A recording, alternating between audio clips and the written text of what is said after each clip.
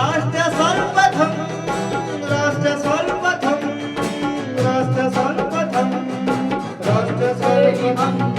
केंद्रीय मंत्री मनसुख मंडाविया ने नेपाल कोलकाता के नए परिसर की आधारशिला रखी। यह 78 करोड़ रुपए की लागत से बन रहा है। वहीं 100 करोड़ रुपए की लागत से सेंटर ऑफ एक्सीलेंस बनेगा। इस अवसर पर कार्यक्रम को संबोधित करते हुए केंद्रीय मंत्री ने कहा कि यह केवल बिल्डिंग का शिलान्यास नहीं है, ये फार्मा सेक्टर में रिसर्च के लिए काम करने वाले हमारे न्यू जनरेशन का भविष्य है। इसके साथ ही उन्होंने यह भी कहा कि फार्मा सेक्टर हमारे देश के लिए महत्वपूर्ण सेक्टर है और हम दुनिया में फार्मेसी ऑफ द वर्ल्ड के नाम से जाने जाते हैं। दोस्तों, आज कोलकाता नाइपर का न्यू बिल्डिंग का शिलान्यास हो रहा है। 78 करोड़ रुपए से नई नाइपर बनेगी। 100 करोड़ रुपया के खर्च से सेंटर ऑफ एक्सीलेंस बनेगा।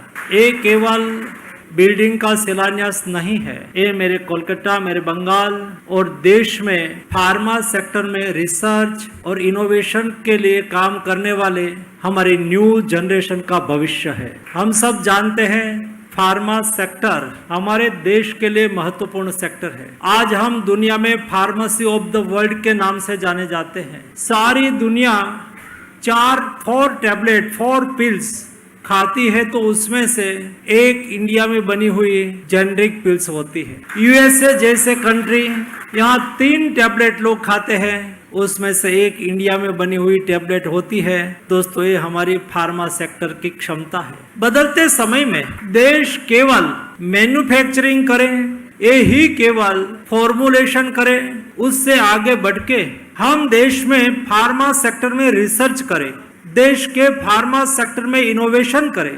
उसके लिए जो अपार संभावनाएं हैं उसको एनकेस करने के लिए समग्र देश में भारत सरकार ने 6 एम्स का निर्माण किया है। ये एम्स के द्वारा नहीं केवल एजुकेशन दिया जाता है, लेकिन एकेडेमिया और इंडस्ट्रीज का लिंकेज के द्वारा देश में एमएसएमई हो, छोटी इंडस्ट्रीज हो, उसको रिसर्च करना हो, उसके लिए अवसर भी होता है। दोस्तों, ये देश में 12,000 से अधिक फार्मा इंडस्ट्रीज के प्लांट है। उसमें से 8,000 से अधिक फार्मा प्लांट एमएसएमई सेक्टर में है। जब एमएसएमई सेक्टर में फार्मा प्लांट होता है, उसको कोई न्यू मॉलिक्यूल डेवलप करना है, न्यू रिसर्च करना है, उसको लेबोरेटरी की आवश्यकता होती है, उसको कई टाइप का एफर्ट करने के लिए उसकी फाइनेंशियल कंडीशन या तो फाइनेंशियल सिचुएशंस नहीं होती है। तो क्या एमएसएमई अपना रिसर्च को आगे नहीं बढ़ा सकता है? भारत सरकार ने तय किया, मोदी जी ने तय किया कि उसको भी अपॉर्चुनिटी मिलनी चाहिए। उसके लिए 2 डिसीजन, सबसे महत्वपूर्ण दो डिसीजन किया गया।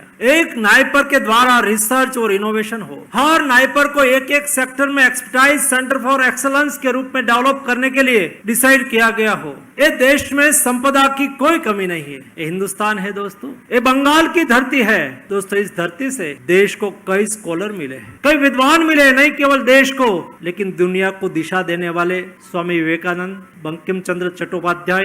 दोस्तों, ये हमारे बंगाल ने दिया है। ये बंगाल की क्षमता रविंद्रनाथ टैगोर दोस्तों हमारी संपदा है। हमारे युवाओं में रही हुई क्षमता को बाहर लाने के लिए, हमारे युवाओं को अपॉर्चुनिटी देने के लिए, हमारे युवाओं को रिसर्च और इनोवेशन के लिए दुनिया में कोई कंट्री में जाने की नौबत ना आए, उसकी क्षमता को, उसका ब्रेन पावर को, यूथ पावर को एनकेस करके हम उसकी शक्ति को देश के लिए लगा सकते हैं क्या?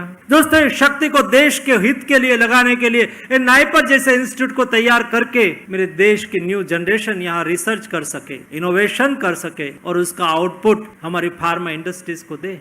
और ऐसी स्थिति में केवल एक ही जो हमें गैप दिखाई दे रहा था, वो गैप था रिसर्च इन फार्मा सेक्टर। रिसर्च और इनोवेशन को बल देने के लिए नाइपर को सशक्त करना आवश्यक था, हमने किया। आईसीएमआर को सशक्त करना आवश्यक था, हमने उसके लिए व्यवस्थाएं की। हमने आईसीएमआर का इंस्टीट्यूट चालू किया, वन हेल्थ इंस्टीट्यूट चालू किया।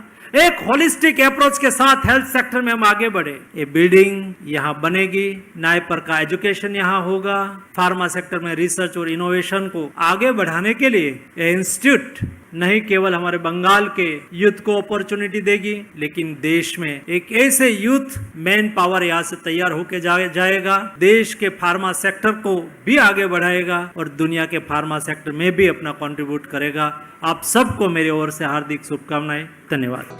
राष्ट्र सर्वप्रथम राष्ट्र सर्वप्रथम राष्ट्र सर्वप्रथम राष्ट्र सर्वप्रथम।